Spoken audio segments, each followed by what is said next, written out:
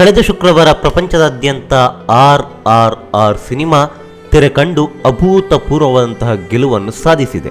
ಈ ಚಿತ್ರಕ್ಕೆ ರಾಜಧಾನಿಯಲ್ಲಿ ಯಾವ ಮಟ್ಟಕ್ಕೆ ಪ್ರತಿಕ್ರಿಯೆ ಸಿಕ್ಕಿದೆ ಎಂದರೆ, ಈ ತನಕ ಯಾವ ಸಿನಿಮಾಗೂ ಸಿಗದಂತಹ ಪ್ರತಿಕ್ರಿಯೆ ಈ ಚಿತ್ರಕ್ಕೆ ಸಿಕ್ಕಿದೆ. ನಮ್ಮ ಕನ್ನಡದ ಜೇಮ್ಸ್ ಚಿತ್ರವನ್ನೇ ಎತ್ತಂಗಡಿ ಮಾಡಿ ಅಲ್ಲಿಗೆ RRR ಸಿನಿಮಾವನ್ನು ಪ್ರದರ್ಶಿಸುವ ಮಟ್ಟಕ್ಕೆ ಈ ಸಿನಿಮಾ ಬೆಳೆದು ನಿಂತಿದೆ.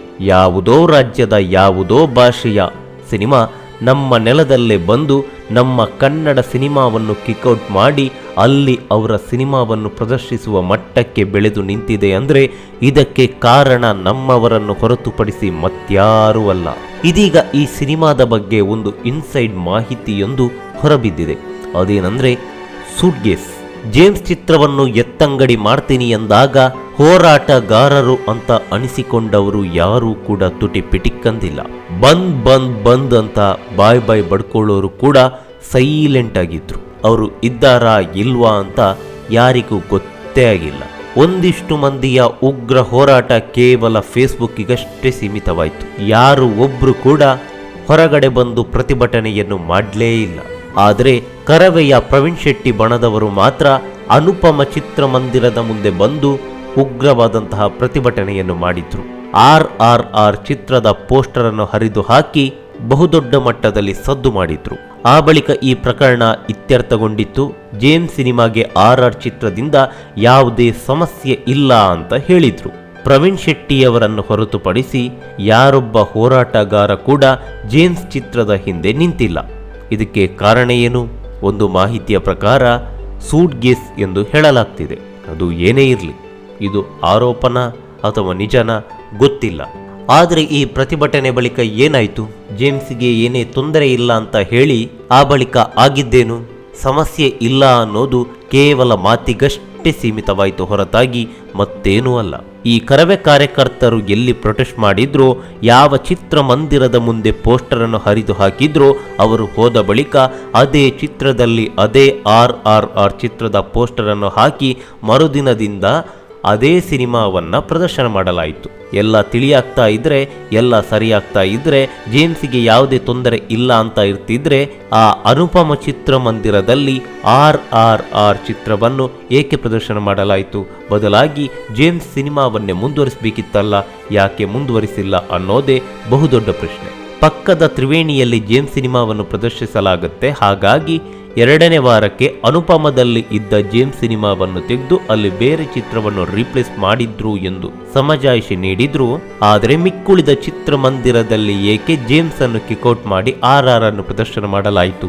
ಎಲ್ಲ ತಿಳಿಯಾಗ್ತಾ ಇದ್ರೆ ಅಲ್ಲೂ ಕೂಡ RRR ಬರೋದನ್ನು ತಡೆದು ಜೇಮ್ಸ್ ಸಿನಿಮಾವನ್ನು ಮುಂದುವರಿಸಬೇಕಿತ್ತು.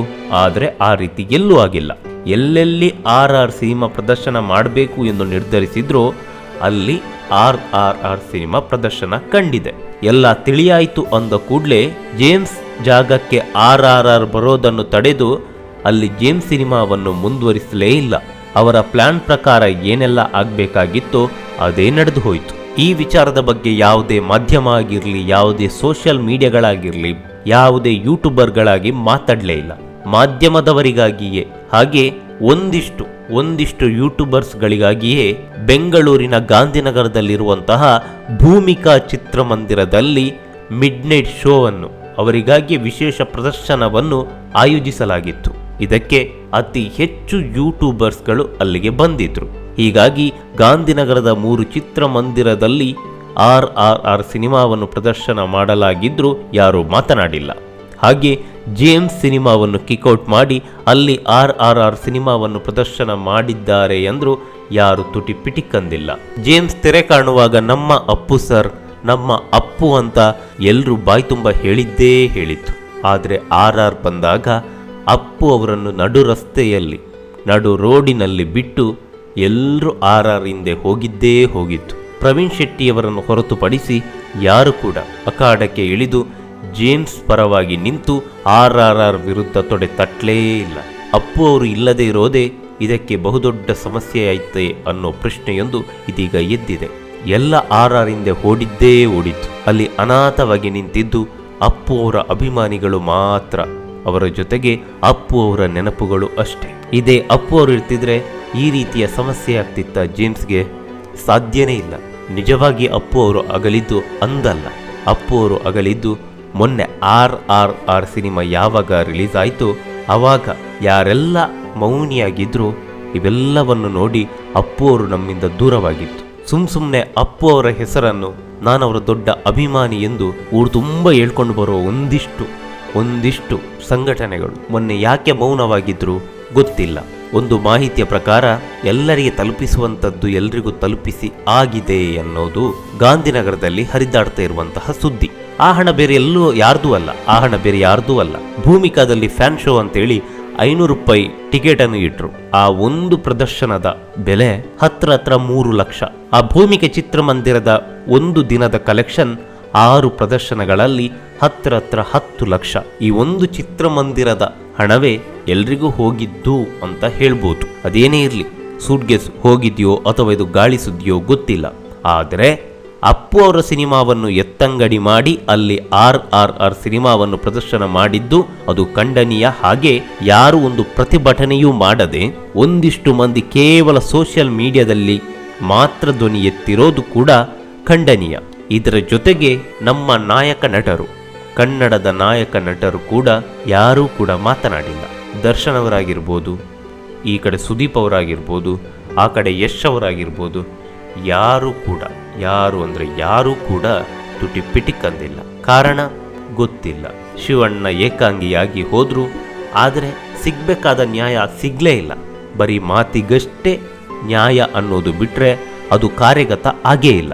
ಕೊನೆಗೂ ಅಪ್ಪು ಅವರ ಅಭಿಮಾನಿಗಳು ಅಪ್ಪು ಅವರ ನೆನಪಲ್ಲಿ ಒಬ್ಬಂಟಿಗರಾದ್ರು. ಒಂದೇ ವಾರದಲ್ಲಿ ನಮ್ಮ ನೆಲದಲ್ಲಿ ಪರಭಾಷಾ ಚಿತ್ರದಿಂದಾಗಿ ನಮ್ಮ ಸಿನಿಮಾ ಅವಮಾನ ಅನುಭವಿಸುವಂತಾಯಿತು. ಅದು ನಮ್ಮವರ ಮೌನದಿಂದ. ಅದೇನೇ ಇರಲಿ, ಅಪ್ಪು ಅವರು ಅಗಲಿದ್ದು ಅಂದಲ್ಲ. ಮೊನ್ನೆ RRR ಸಿನಿಮಾ ತೆರೆ ಕಂಡಾಗ ಇವಾಗ ಎಲ್ಲ ನಟರು ಸೈಲೆಂಟ್ ಆಗಿದ್ರು. ಮುಂದೊಂದು ದಿನ ಈ ಕಷ್ಟ, ಈ ಸಂಕಷ್ಟ ನಿಮ್ಮ ಚಿತ್ರಗಳಿಗೂ ಬಂದರೂ ಅದು ಅಚ್ಚರಿ ಇಲ್ಲ.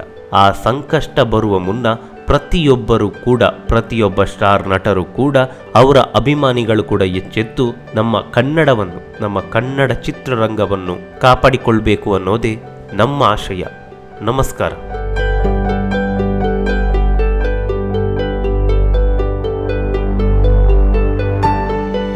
ಈ ಮಾಹಿತಿ ನಿಮಗೆ ಇಷ್ಟವಾಗಿದ್ದರೆ ಲೈಕ್ ಮಾಡಿ, ಶೇರ್ ಮಾಡಿ. ಹಾಗೆ ನಮ್ಮ ಕೋಸ್ಟಲ್ ಕನ್ನಡ ಯೂಟ್ಯೂಬ್ ಚಾನಲ್ಗೆ ಸಬ್ಸ್ಕ್ರೈಬ್ ಮಾಡಿ. ನಮ್ಮ ಹೆಚ್ಚಿನ ಅಪ್ಡೇಟ್ಸ್ಗಳಿಗಾಗಿ ಕೋಸ್ಟಲ್ ನೆಟ್ವರ್ಕ್ ಇನ್ಸ್ಟಾಗ್ರಾಮ್ ಪೇಜ್ ಹಾಗೆ ಫೇಸ್ಬುಕ್ ಪೇಜ್ಗೆ ವಿಸಿಟ್ ಮಾಡಿ. ಧನ್ಯವಾದಗಳು.